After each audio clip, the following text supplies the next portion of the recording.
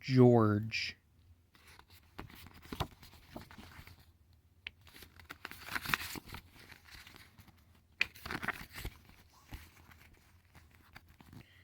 This is a story about George the Steamroller. He was proud and thought he was better than the engines.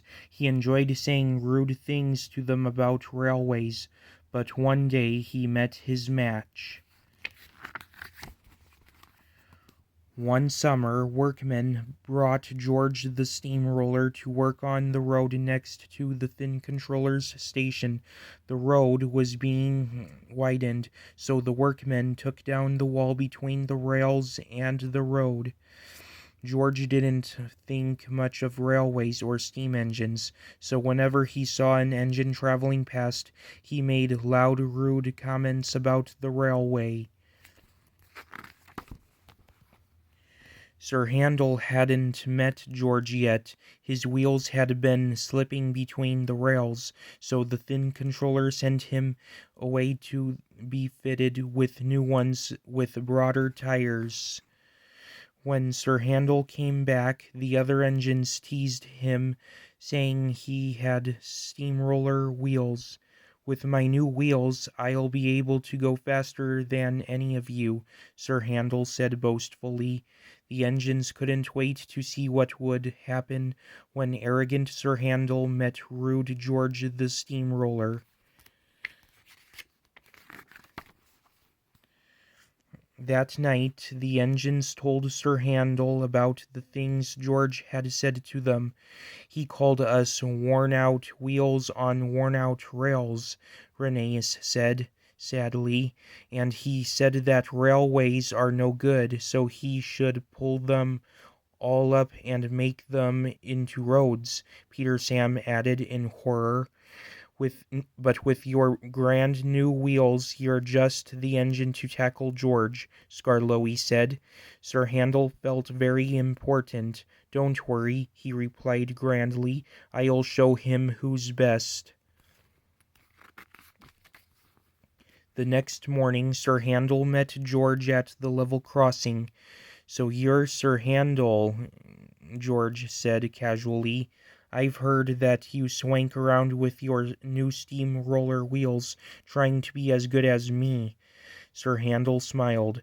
Actually, he said, I'm better than you. And he puffed smugly away. George was furious. He didn't like an engine to get the better of him. A few days later, Sir Handel was delivering a special load to the station. As he approached, he saw George slowly rolling along right next to the track. Peep, pip, peep, Sir Handel whistled loudly, but George ignored him. George was so close to the track that there was barely room for Sir Handel to get past. Peep, pip, pip, peep, Sir Handel whistled angrily. Get out of my way, you clumsy great road hog. I won't be ordered around by an imitation steamroller, George retorted proudly. Imitation steamroller, Sir Handel shouted crossly. I'm no imitation of anyone. You obviously wish you were an engine, otherwise you wouldn't be traveling so close to the rails. The two of them traveled side by side, exchanging insults as they went. No one could explain what happened next. George's driver said he signaled for Sir Handel to stop, and Sir Handel's driver said he signaled for George to stop. But suddenly it all went wrong. There was a loud crash as George's front roller hit Sir Handel's brake van, which tilted sideways on the track. Sir Handel's firemen went to the station to get help. George and Sir Handel stood in shocked silence, whilst their drivers argued about whose fault it was. A policeman arrived just in time to stop the drivers' argument, ending in fisticuffs. Soon after, the thin controller arrived with Rusty and the fireman to settle the matter. I expected more from both of you, the thin controller said to Sir Handel and George.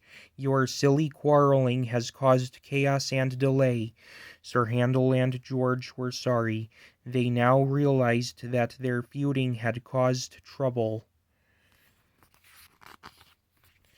Luckily, they hadn't been going fast enough to cause any damage. Once George had backed away, Rusty was coupled to Sir Handel.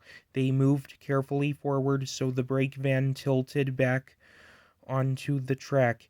Then they hurried on to the station to deliver the special load. Come on, George, we should get going, too, said his driver. We're starting a new job tomorrow on the other side of the island. George smiled. It's a shame we're leaving, he said. Having seen the engines working together in a crisis, I've decided that they're not so bad after all. In the engine shed that night, Sir Handel told the engines about the crash.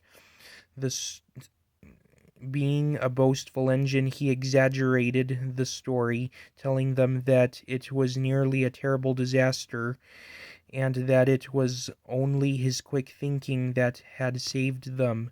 Wow, said Rheneas in admiration. It sounds like you really showed George who's best. Rusty knew the real story, but he kept quiet to let Sir Handel have his moment of glory. The next day, the road was finished, and the workmen put up a fence between the road and the tracks. When Sir Handel heard that George had gone, he was more conceited than ever, and told all the engines that he had made him go away. Rusty decided it was about time that Sir Handel was brought down a peg or two, so he told the other engines what had really happened that day.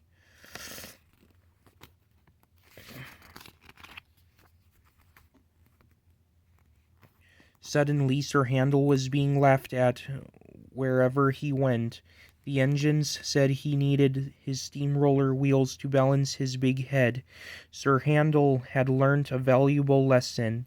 He would never again make up silly stories just to make him sound more important. And a few months later, when he met George again, they had a good chat about roads and railways, and decided that they could be friends after all. The end. This story was based off of Steamroller from Gallant Old Engine.